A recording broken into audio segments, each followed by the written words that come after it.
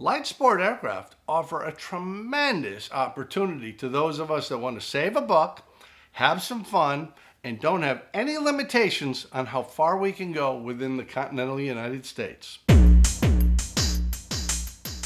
Hey, welcome to the party. Thanks for being here. If you're a returning viewer, welcome. It's always good to have you. If this is your first time here, thanks for clicking on that link. I hope you enjoy it. And if you do, click the like button, leave us a comment, and of course, subscribe to the channel. Today, I think it's worth us talking about light sport aircraft. Pat and I have been talking a bit lately about Sport Pilot and the utility of that certificate. It's a great one that is often misunderstood. The truth is, whether you're a sport pilot, a private pilot, a commercial pilot, an airline transport pilot, you can operate a light sport aircraft and fly under the privileges and limitations extended to sport pilots, regardless of the certification level you're at. But that leaves us with a little bit of a question. What exactly is a light sport aircraft? This is a trickier question than you might think. It might seem very obvious. A light sport aircraft is a light sport aircraft. It's single engine. It's got no more than 2 seats. It weighs 1,320 pounds gross weight or less, or if it's a seaplane version or an amphibian, 1,420 pounds. It's pretty straightforward. There's not a whole lot to it, but there is. There are actually 3 entirely different types of light sport aircraft, and depending on how you want to use that aircraft, it's important that you understand what the differences are so you don't run afoul of the rules. First is the E-LSA. E stands for experimental. E-LSAs are built from kits or plans. They're built in people's garages, barns, hangars. The Experimental Aircraft Association, of which I am a life member, is a fantastic outfit with chapters all over the country, provides tremendous amount of support to people who want to build an aircraft of their own. So if it calls out to you, if you say to yourself, you know, I like the idea of an experimental light sport aircraft. I can build the exact airplane I want with the engine I want and the panel I want and the interior design I want. It's absolutely true. Even if you have no experience doing that, the EAA offers you all kinds of support so you actually can do it successfully. The downside of an E-LSA is you can't put it into a flight school and you can't rent it. That's not allowed. You can fly the heck out of it from the East Coast to the West Coast and back again, from the southern border to the northern border. You can go anywhere in the United States. With a little bit of extra training, if you're a sport pilot, you'll be able to fly into Charlie and Bravo airspace. It's an incredibly beneficial aircraft with an enormous variety of options out there. Airframes, engines, avionics. What you want to do is really up to you, but it does have the limitation. You can't put it in a flight school. So you have a little bit of difficulty getting training to fly in one of those aircraft unless you're dealing with somebody with a letter of deviation authority, a LODA. And we'll get into that in another video. The second type of light sport aircraft is the S-LSA, the sport light sport aircraft. And the S-LSA you can rent.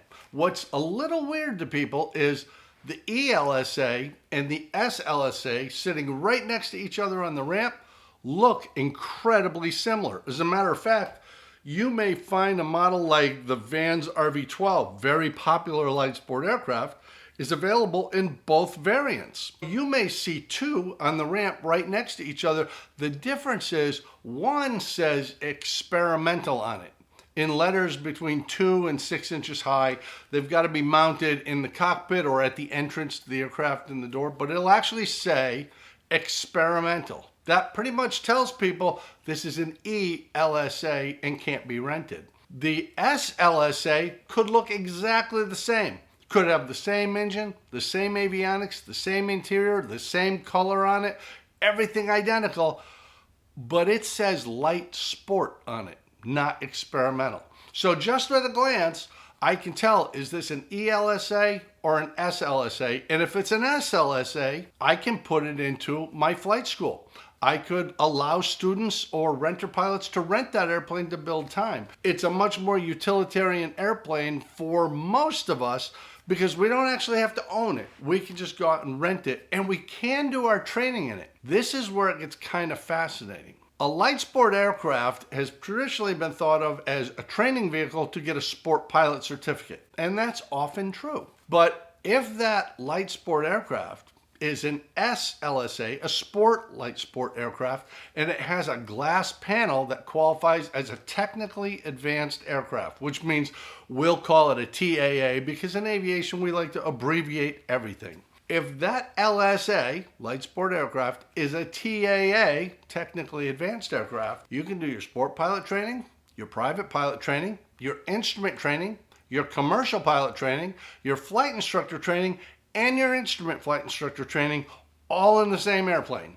That's legal now. That didn't used to be the case, but it is now. That provides a real benefit for those of us who want to get our training done, keeping the cost down and having the confidence of flying the same airplane through our entire process of training. We're not jumping from like the way I did it, jump from the PA-28 to the 152 to the 172, back to the 152, then up to a Seneca or a Seminole. We don't have to do all that. We can just stay in the same airplane for all our single engine ratings and certificates. If we want to go multi-engine, we're going to have to leave the light sport market. There is a third type of LSA, light sport aircraft, that is much misunderstood, but everybody knows what they are. These are the legacy light sport aircraft. Basically, a legacy light sport aircraft was a light sport aircraft before the FAA introduced the concept of a light sport aircraft in 2004. Your airplane might have been built in the 1930s or 40s or 50s.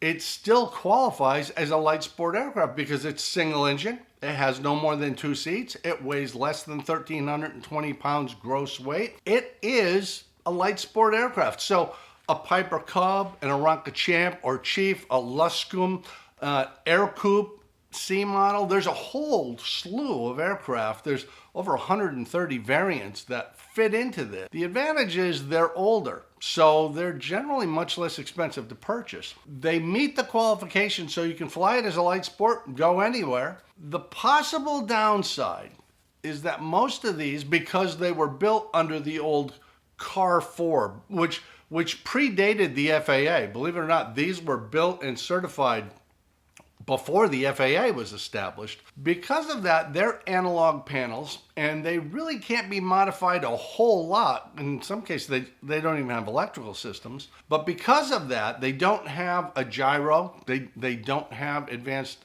avionics.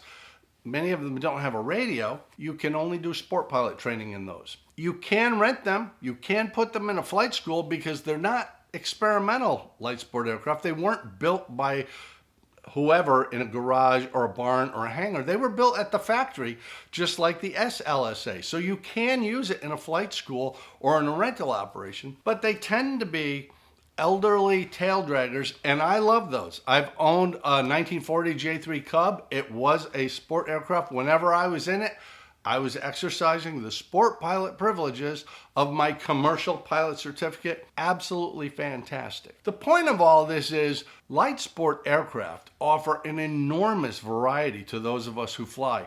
They're smaller than aircraft that don't fit into the light sport category. They're often much cheaper to operate because even the legacies, which are still using Lycomings and Continentals and sometimes Franklin engines, they burn less fuel than their larger brothers and sisters that are out there on the ramp. The newer ones with Rotaxes and Jabiroos, they really burn less fuel, and they may burn unleaded auto fuel, which means you save even more money. So take the light sport options seriously. When you get to go to the local air show or just hanging around the ramp, check out what's available for you in the light sport realm. There are flight schools that do all their training from soup to nuts, from first day to leaving with your flight instructor. They use light sport aircraft, S-LSA aircraft, for the entire thing. Some do it for just the primary for sport and private because it allows them to keep the costs down. But they're every bit as much fun as anything else you could fly. They're cheaper to operate. And as long as you understand the 3 types so that you know the aircraft you're looking at is legal to rent because it would say light sport on it, or it would be a legacy, or it might be a great aircraft to buy because it's an experimental light sport and it's not very expensive and you can modify it the way you want. Light sport aircraft offer a tremendous opportunity to those of us that want to save a buck, have some fun, and don't have any limitations on how far we can go within the continental United States. Hey, go check them out if you like. There's an awful lot out there. I hope you have as much fun with them as Pat and I have had, and we look forward to seeing you in the next video right back here, or maybe someplace else.